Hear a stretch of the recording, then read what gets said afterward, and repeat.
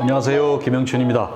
지난번에 이어서 김영춘과 함께하는 별사람, 별처럼 세상을 밝히는 특별하고 별난 사람, 첫 번째 순서로 우리 이민아 시인님 모시고 진행했는데요. 오늘은 그 2편입니다. 두 번째 편 이민아 시인 모시고 또 한 번 다시 진행하겠습니다. 마침 그때 공교롭게 입학사정관 응모 공지가 뜬 거예요, 모교에서. 입학사정관으로서 2년, 3년? 입학사정관으로는 2년 6개월 일했습니다. 그래서 그 입학사정관을 하는 중에 첫 번째 시집이 나온 건가요? 제가 직장 생활하는 동안 시를 발표를 거의 못했어요. 그래가지고 이제 퇴직을 하고 근데 시집 제목이 아외나무 앞에서, 아외나무가 무슨 나무죠? 보통 아외나무는 산호수라고도 불려요. 그래서 잎이 두껍고 물을 많이 함유하기 때문에 해인사 이런 곳에 장경각의 문화재를 보존해야 된다거나 이럴 때 보호수로 쓰죠. 방화 보호수로. 끝나고 나서 반응이 좀 어땠어요? 저 3세 찍었는데 와, 많이 찍었네. 부산에서는 3세 찍기 쉽지 않다고. 서울에서도 마찬가지죠. 시집 찍어서 뭐 3세까지 내는 경우가 별로 있나요? 시집, 시조집이 그 세종도서라고 부르죠.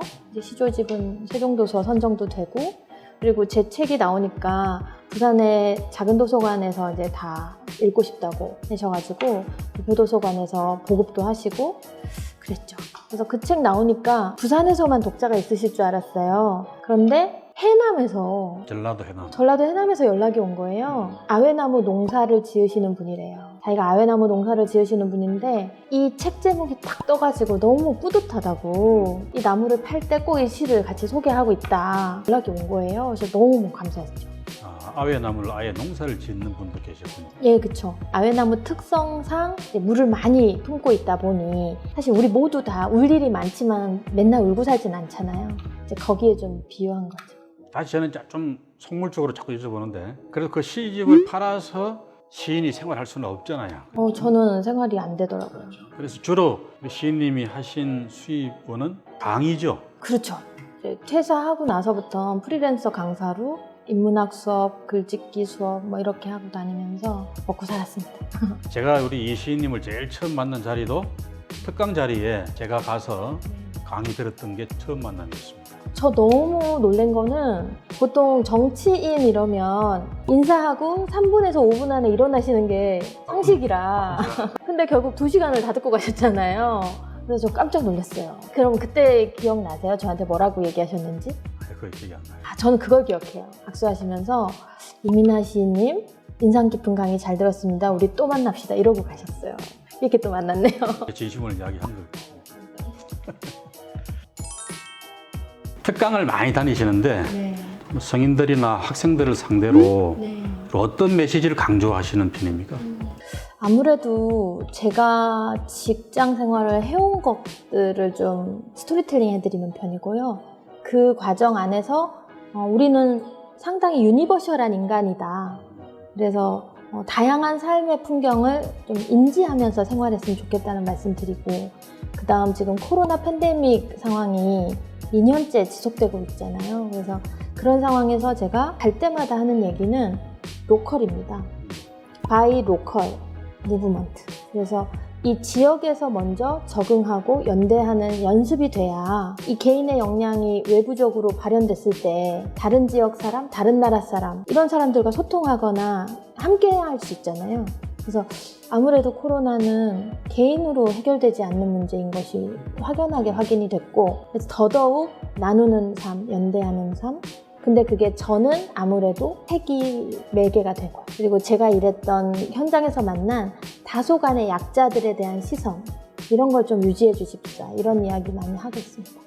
요즘 좀 환자가 늘어나서 걱정이긴 합니다만은 그래도 지난 1년 이상 우리나라가 방역에 꽤 성공적이었다라고 평가를 받는데, 거기에는 우리 대한민국 국민들이 갖는 특별한 그런 사회적 연대의식 크게 기여한 것 같아요. 저는 그전까지는 우리나라가 그런 장점이 크게 있을까, 다른 나라와 비교해서. 특히 일본 같은 사회가 굉장히 우리보다 더 연대적인 사회라고 생각했는데, 깨놓고 보니까 우리가 일본에 비해서도 오히려 나으면 나았지 못하지는 않더라. 그런 자각과 자부심이 많이 생겼습니다. 그런 점에서 지금 이 시인님이 강의에서 강조하시는 그런 가치가 좀 더 크게 울려 퍼지고 공유가 되었으면 좋겠네요. 근데 그런 와중에 또 직업이 하나 더 생깁니다. 네, 그렇습니다. 서점 사장님, 네, 서점 네. 주인이 되세요. 네, 맞습니다. 서점 어떻게 열게 되셨어요? 사실은 제가 언젠가는 서점 해야지, 하게 되면 보수동 책방쯤이면 좋긴 하겠다, 이렇게 생각하고 있다가 두 가지 이슈가 있었어요. 제가 이런 진로 상담이나 아니면 독서 멘토링을 하다 보니 개인의 인성이나 개인의 스피치 이런 것들도 조금 같이 곁들여서 도와주게 되었는데, 그게 카페 같은 곳에서 자기 얘기를 쉽게 하지 못하시는 거예요. 우리는 백색소음이라고 하지만 그래도 들을 사람은 듣거든요. 그래서 그걸 부담스러웠는데, 그러면 내 공간이 있어야겠다. 제 공간을 하면서 이런 강좌를 계속 이어갈 수 있는 공간이 어딜까. 그러다가 보수동 책방이 부녀가 20-30년을 이어왔는데 폐업했다. 임대비 2달 못 내고 내용증명받고 폐업했다라는 기사가 부산일보 1면에 실렸어요.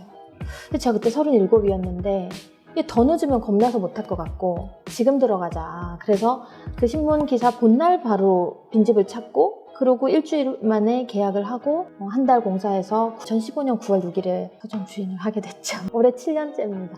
그 서점이 단지 책만 파는 서점은 아니죠?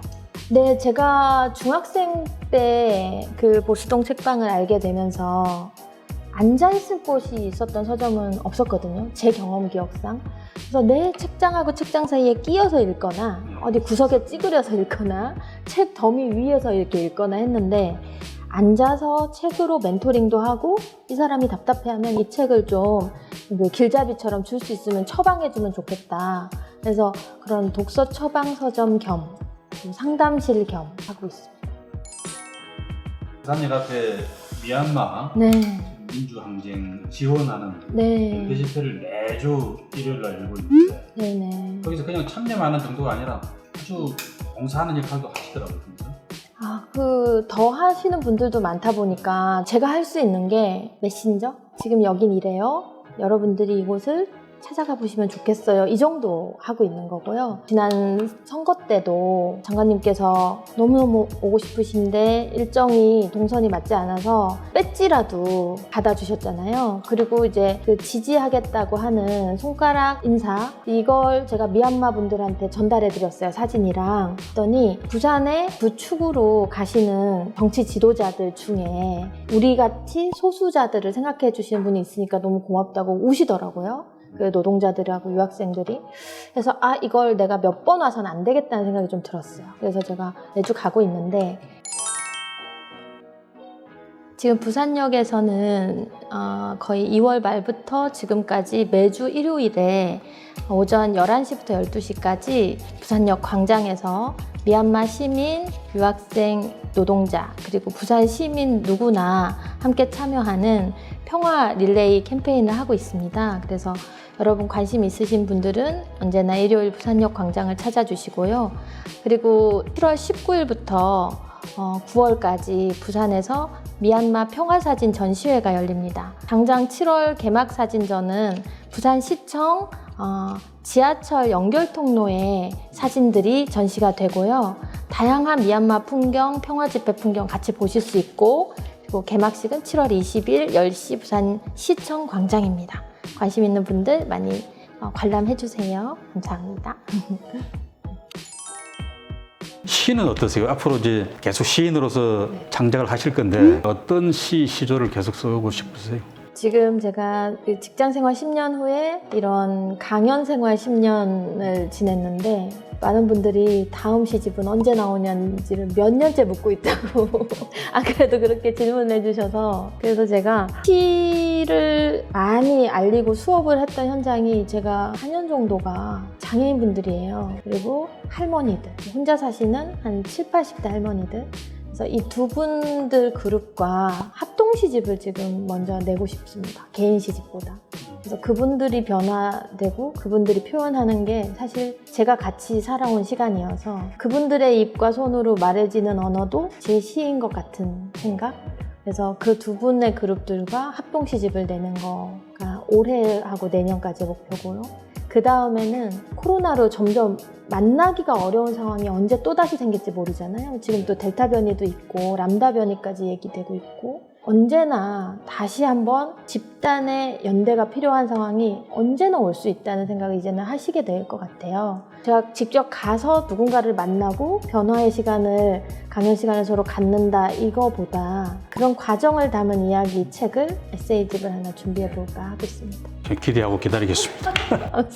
이 제일 무서운 말이에요. 기대하고 기다린다는 말이 제일 무섭네요.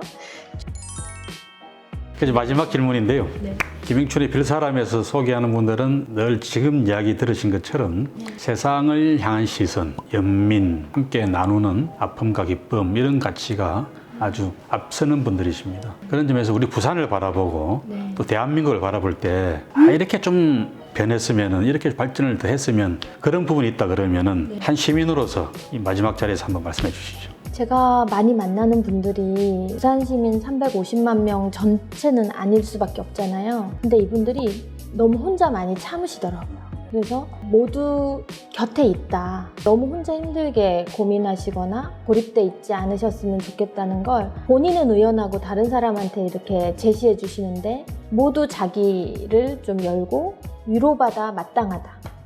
용기 얻어 마땅하다. 그래서 본인 스스로 본인이 소중하다는 걸 좀 더 이해하셨으면, 그리고 그걸 누리셨으면 좋겠다는 말씀 드려요. 그걸 외부의 다른 사람에게 좀 털어놓고 도움도 받고 고민도 나누고 이렇게 하자는 말씀이죠. 그런 거 있잖아요. 우리 부산에서 방송에도 그렇게 표현되더군요. 부산 사람은 한마디로 끝난다. 마! 좀! 그 안에 다 들어있잖아요. 얼마나 참느라 힘들겠어요? 근데 이 마 좀이 좋을 때도 있지만, 그래서 힘든 건 혼자 다 견뎌야 될 때도 있잖아요. 좋은 건 더 나누어서 다른 사람들 용기를 얻고, 별 사람들의 이야기도 더 나눠서 서로 또 전염이 되고 불빛이 옮겨가면 좋겠어요. 함께 나누고 함께 살아가는 세상, 그런 부산, 대한민국 만들어보자 이 말씀입니다. 그죠? 오늘 좀 말씀 긴 시간 동안 해주셨습니다. 고맙습니다. 감사합니다. 영광입니다. 다음에 더 뜻깊은 자리, 또 더 반가운 자리에서 뵙도록 하겠습니다. 수고 많으셨습니다. 구독, 좋아요, 알림 설정까지 해주이소.